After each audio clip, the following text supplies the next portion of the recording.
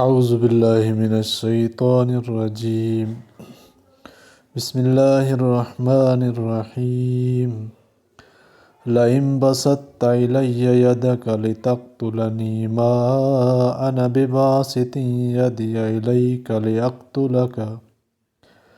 انی اخاف اللہ رب العالمین انی اريد ان تبوء بإثمی وإثمک فتکون من اصحاب النار وذلک جزاء الظالمین۔ لئن بسطت الی، اگر تو ہاتھ چلائے گا مجھ پر، الی یدک مجھ پر جو ہے، لتقتلنی ما انا بباسط یدی الیک لیقتلک، میں نہ ہاتھ چلاؤں گا تجھ پر مارنے کو، انی اخاف اللہ رب العالمین، میں ڈرتا ہوں اللہ سے جو پروردگار ہے سب جہان کا۔ انی اريد ان تبوء باسمی و اسمک، میں چاہتا ہوں کہ تو حاصل کرے میرا گناہ اور اپنا گناہ، فتکون من اصحاب النار، پھر ہو جاوے تو دوزخ والوں میں، وذالک جزاء الظالمین، اور یہی ہے سزا ظالموں کی۔ جیسا کہ پہلے گزر چکا ہے قصہ حابیل و قابیل میں، اور یہ اسی کے تسلسل میں ان آیات میں مزید تفصیل ہے کہ کہا کہ اگر تو ہاتھ چلائے گا مجھ پر مارنے میں تو میں ہاتھ نہ چلاؤں گا۔ تو اس کی تفسیر میں حضرت شاہ صاحب فرماتے ہیں کہ اگر کوئی ناحق کسی کو مارنے لگے، اس کو رخصت ہے کہ ظالم کو مارے، اور اگر صبر کرے تو شہادت کا درجہ ہے، اور یہ حکم اپنے مسلمان بھائی کے مقابلے میں ہے، ورنہ جہاں انتقام و مدافعت میں شرعی مصلحت و ضرورت ہو وہاں ہاتھ پاؤں توڑ کر بیٹھ رہنا جائز نہیں، مثلاً کافروں یا باغیوں سے قتال کرنا۔ والذین اذا اصابہم البغی ہم ینتصرون،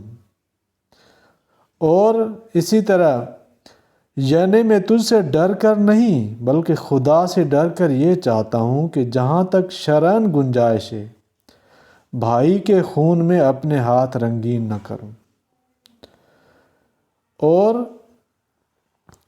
ایوب سختیانی رحمۃ اللہ علیہ فرماتے تھے کہ امت محمدیہ میں سے پہلا شخص جس نے اس آیت پر عمل کر کے دکھلایا ہے عثمان بن عفان رضی اللہ تعالیٰ عنہ ہے، بہاوالہ ابن کثیر، جنہوں نے اپنا گلا کٹوا دیا لیکن اپنی رضا سے کسی مسلمان کی انگلی نہ کٹنے دی۔ اور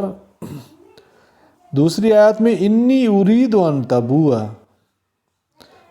اس میں یعنی میرے قتل کا گناہ بھی اپنے دوسرے گناہوں کے ساتھ حاصل کر لے، انی اريد ان تبوء باسمی و اسمک۔ ابن جریر نے مفسرین کا اجماع نقل کیا ہے کہ بے اسمی کے معنی یہی ہیں،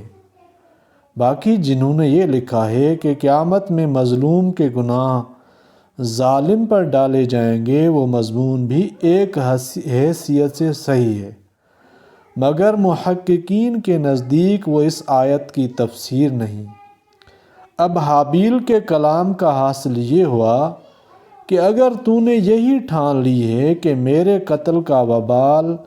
اپنے سر رکھے تو میں نے بھی ارادہ کر لیا ہے کہ کوئی مدافعت اپنی جانب سے نہ کروں، حتیٰ کہ ترک عزیمت کا حرف بھی مجھ پر نہ آنے پائے، اور فَتَكُونَ مِنْ أَصْحَابِ النَّارِ وَذَلِكَ جَزَاءُ الظَّالِمِينَ، یعنی تیرے عمر بھر کے گناہ تجھ پر ثابت رہیں اور میرے خون کا گناہ چڑھے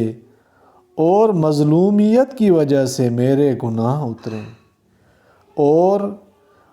یہ ظالموں کی سزا یہی ہے کہ وہ جہنم میں ہوں گے۔ تو اللہ تعالیٰ